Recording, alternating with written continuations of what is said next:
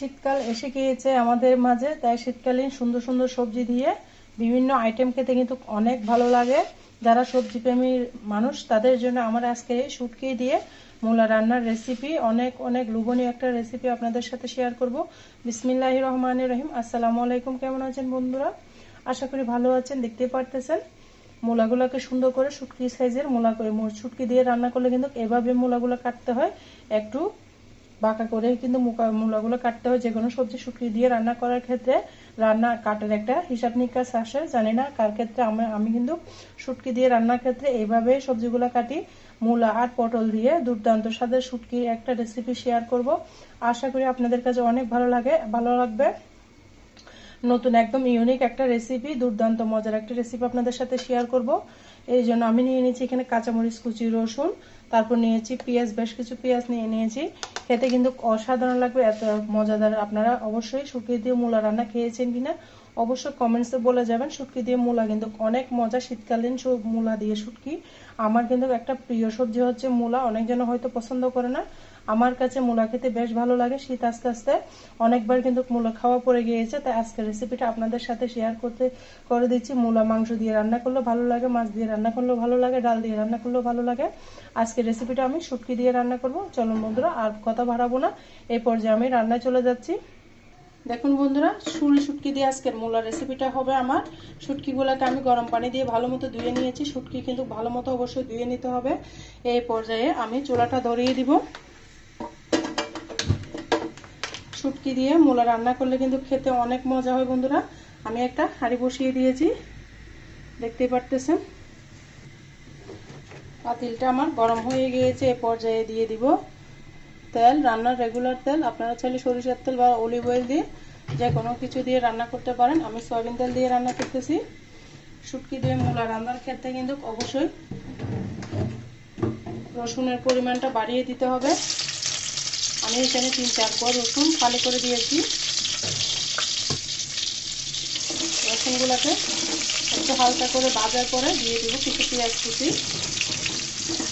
পেঁয়াজ কুচিগুলোকেও আমি হালকা করে ভেজে নেব। রসুনটাকে একটু দেখতে পাচ্ছেন লাল হয়ে গিয়েছে আমার রসুনটা ভাজি করে নিলে একটা সুন্দর একটা ফ্লেভার আসে খেতে কিন্তু অপূর্ব লাগে। বন্ধুরা, ভিডিও এতটুকু এসে প্রিয় আপুরা ভাইয়ারা যারা একটা লাইক দিতে ভুলে গিয়েছো, অবশ্যই একটা লাইক দিয়ে আমার সাথে থাকার অনুরোধ রইল। পেঁয়াজ আর রসুনকে আমি যখন একটু ভেজে নিয়েছি, তারপর দিয়ে দিব সেই শুটকিগুলো। অবশ্যই শুটকিগুলোকে তেলের মধ্যে ভেজে নিতে হবে, তাহলে একটা সুন্দর একটা ফ্লেভার পাবেন বন্ধুরা। যারা নতুন রাঁধুনি ব্যাচেলার আপুরা ভাইয়ারা রান্না বান্না করেন, তাদের জন্য আমি বলবো শুটকিগুলোকে অবশ্যই পেঁয়াজ রসুনের সাথে ভালো মতো ভেজে নিতে হবে। দেখুন বন্ধুরা, শুটকিগুলোকে আমি প্রায় 2-3 মিনিট মতো ভেজে লাল লাল করে নিয়েছি।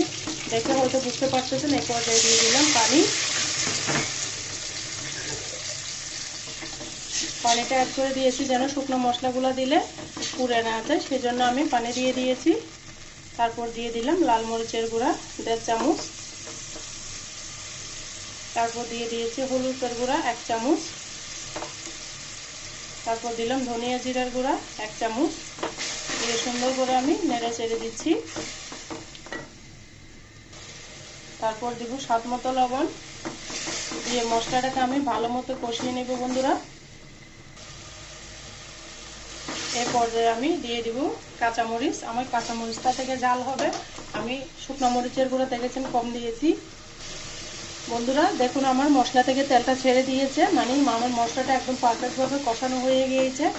এই পর্যায়ে আমি দিয়ে দেব মূলাগুলা।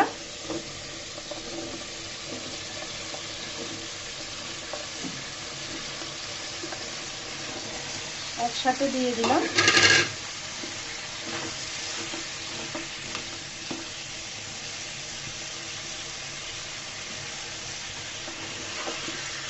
দিয়ে সুন্দর করে আমি নেড়ে চেড়ে কষিয়ে নিব।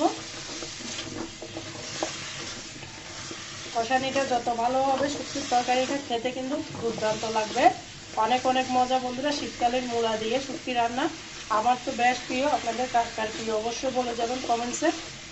আর যারা আমার চ্যানেল ভিজিট করেছেন, অবশ্যই একটা লাইক দিয়ে আমার সাথে থাকার অনুরোধ রইল। আর যদি আমার ভিডিও রেসিপিগুলো ভালো লাগে, অবশ্যই সাবস্ক্রাইব করে বন্ধুরা আমার সাথে থাকতে পারেন যদি আমাকে ভালো লাগে, আমার রেসিপিগুলো ভালো লাগে। অনুরোধ রইল বন্ধুরা।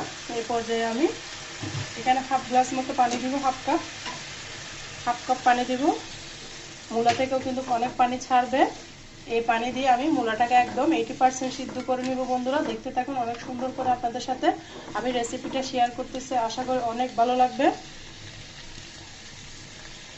এরপর যে আমি ঢাকনা দিয়ে ঢেকে দিব।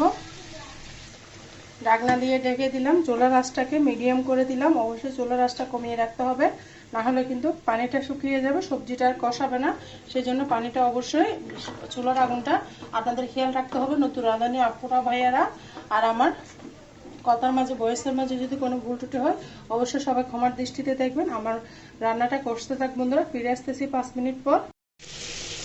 বন্ধুরা দেখুন, প্রায় 5-7 মিনিট পরে ফিরে এলাম। আমার ঝোলটা একদম টেনে নিয়েছে, কষাইতে কষাইতে আমার সবজিটাও কিন্তু সিদ্ধ হয়ে গেছে। কি সুন্দর একটা গন্ধ ছড়াচ্ছে বন্ধুরা। যখন আপনারা বাসায় রান্না করবেন তখনই কিন্তু গন্ধটা পাবেন, অনেক সুন্দর একটা গন্ধ বের হচ্ছে। দিয়ে দেবো গরম পানি। এই পর্যায়ে ঝোলের জন্য আমার সবজিটা কিন্তু প্রায় সিদ্ধ হয়ে গিয়েছে। ঝোলের জন্য পানি দিয়ে দিব।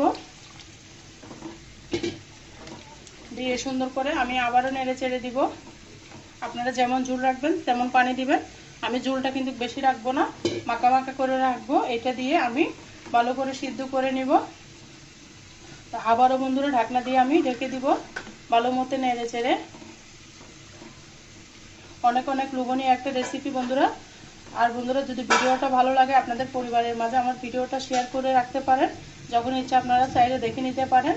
মূলা দিয়ে দুর্দান্ত স্বাদের এই রেসিপিটা যদি কখনো কেউ না খান অবশ্যই একবার ট্রাই করবেন। আমার পুরো বাসা তো ঘ্রাণে বন্ধুরা ভু ভু করতেছে, এত সুন্দর একটা স্মেল বের হয়েছে। আপনারা যখন বাসায় ট্রাই করবেন তখনই কিন্তু এর গন্ধটা পাবেন, না তার আগে পাবেন না। আমার রেসিপি ধরে রান্না করে ফেলবেন, খেতে কিন্তু দুর্দান্ত লাগবে। এই পর্যায়ে আমি ঢাকনা দিয়ে রেখেছিলাম, আবারও ফিরে আসতেছি বন্ধুরা 5 মিনিট পরে। দেখুন বন্ধুরা, প্রায় 5 মিনিট পর আমি আবারও ফিরে এলাম। আমার ঝোলটা গ্রেভিটা একদম ঘন হয়ে গিয়েছে, দেখে হয়তো বুঝতে পারতেছেন। মোটা মোটা করে বলক আসতেছে। এই পর্যায়ে দিয়ে দেবো ধনেপাতা। অবশ্যই শুটকির তরকারিতে ধনেপাতা দিবেন, না হলে কিন্তু খেতে ভালো লাগবে না। শুটকির তরকারি ধনেপাতা না দিলে কিন্তু স্বাদ লাগে না। অনেক একটা লোভনীয় রেসিপি আপনাদের সাথে শেয়ার করতে চলেছি। আশা করি অনেক ভালো লেগেছে। আমার রান্নাটা শেষ, আমার সবজিগুলো কিন্তু সিদ্ধ হয়ে গিয়েছে। দেখুন বন্ধুরা, আমার সবজিগুলো একদম সিদ্ধ হয়ে গিয়েছে। ঝোলটা আরেকটু টেনে নেবে ঠান্ডা হওয়ার পরে। এরপর যে আমি পরিবেশন করে আপনাদের সাথে শেয়ার করতেছি কেমন হয়েছে। আমার ঝোলের গ্রেভিটা দেখুন কতটা ঘন, দেখতে অনেক লোভনীয় হয়েছে, খেতে কিন্তু অনেক মজা।